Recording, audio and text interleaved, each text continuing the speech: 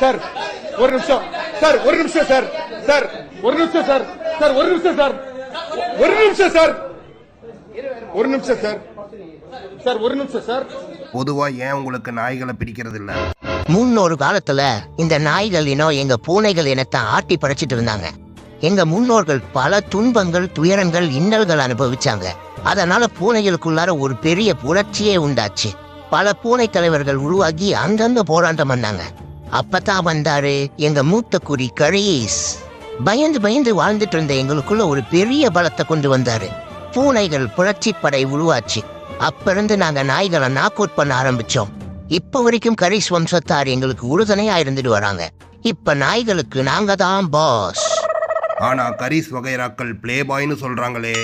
Hello mister, எல்லா கரீஸும் காவலி பசங்க கிடையாது. ஒரு சில ப்ராடக்ட்ஸ் மட்டும் அப்பப்ப பர்த் ஆயிடுறாங்க. அதை எங்களால கண்ட்ரோல் பண்ண முடியல. நன்றி, வணக்கம்.